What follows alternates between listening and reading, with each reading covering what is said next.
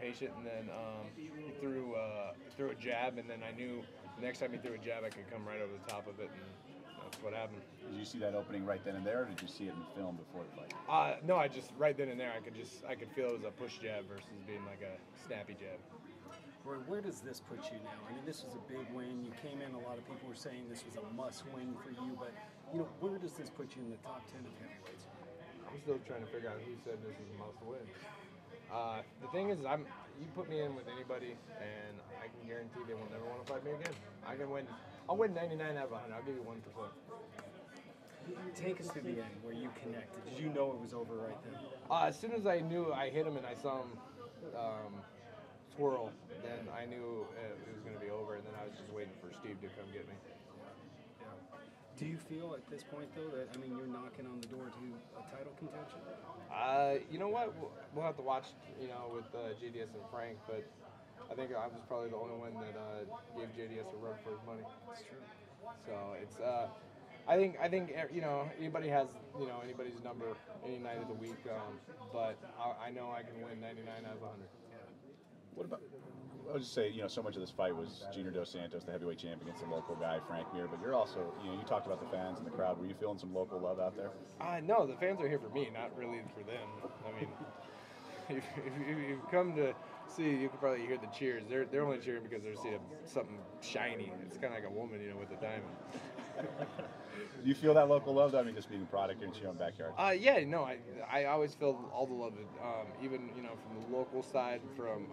But half those fans out there are all international that come, just to come to Vegas just to watch a good fight. Does this mean 205 is out of the question? 205 is always that's retirement money though. I mean, you see people on like Ginny Craig and Weight Watchers and stuff. Charles Barkley, he's losing weight just to make some money. I'm the same way. Speaking of losing, are you going to lose the beard, or are you just going to keep that thing going until some birds build a nest in it? You know what? I just trimmed it literally 5 days ago. So, I try to keep it healthy. Yeah, nice. How much of this win had to do with the beard, right? You know what? None. The fans love the beard, they love the hair, and then all the guys that complain about it, it's just because they can't grow it. And I'm not here. See, the thing is, I don't have hair on my chest or on my back. Usually, the guys that can't grow it here, they have hair all everywhere else. You think Dana White likes it a little more after that performance? No, because he's still envious. Talk about your weight. You came in here, I think you weighed in 254. I've covered you for your career a long time, and you look great.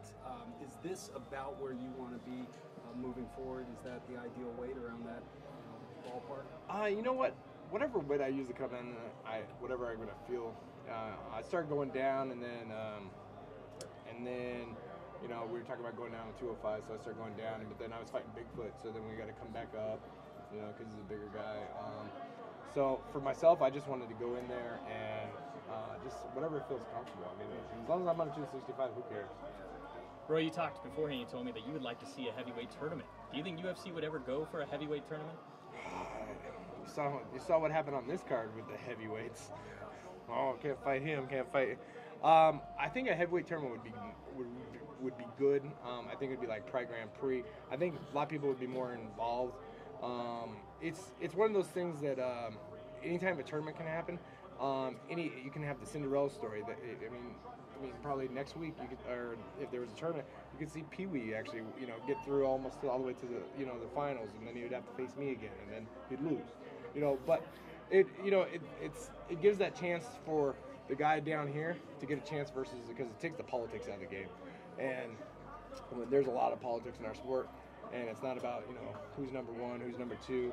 It's really about what the fans want to see. But I mean, that's one thing I love about NFL, NBA, Major League Baseball, is at the end you do really good, and then you go into a tournament format, and then whoever wins those games are the ones that actually count. You talked about the future. How is your relationship with UFC? Do you feel confident you'll be in this organization going forward? It's fans want to see me, so it doesn't really matter if it's here or Dream or Joe Schmo's public wrestling or whatever. It doesn't matter. Fans are the ones that pay the bills. They're just the middleman that takes the money and then distributes it. Does that mean we could see you in another organization, maybe? If the UFC doesn't want me, I'm more than happy to fight. You know, the only reason why I'm actually here at the UFC is because that's where the best heavyweights are. At one time, I wasn't with the UFC because the best heavyweights weren't with the UFC. Now they're all in the UFC, so that's why I'm here. That's a good point. I mean, a lot of people at one point said, you know, the UFC heavyweight division is one of the weakest divisions in the organization. How much has that changed here in the past few years? You know, the UFC heavyweight division is probably the stackest because you know when they bought Strikeforce, brought all the heavyweights over. The only like heavyweight that's kind of like out there right now is pretty much Fedor. Everybody else is owned by the UFC, so Not Bob Sapp?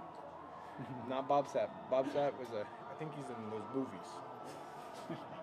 Mark Hunt is a guy that really I would love to see you against. You guys both have great chins. He's obviously been moving up towards title contention. That seems like a fight that would get you back, you know, moving up the ranks as well. You know what? I wouldn't actually want that fight with Mark Hunt because I don't want to take you know, Struve was in my locker room and Struve actually wants that fight next, so he actually called for it and says I still want to make that fight happen. That's what fans wanted to see in the first place, but you got LeVar, so I think he just really wants to make that, you know, fight actually happen. So I wouldn't want the fight with Mark Hunt. So who do you want? I'll take whoever the fans actually want me to fight. You know, I'll take the black guy on the website that says TBA. I'm okay with that guy too. I think that's Thiago Alves silhouette. Yeah, no, Bigfoot was even that guy for a minute. So like anybody that's in the UFC is supposed to be the best in the world, and that's who I want to fight.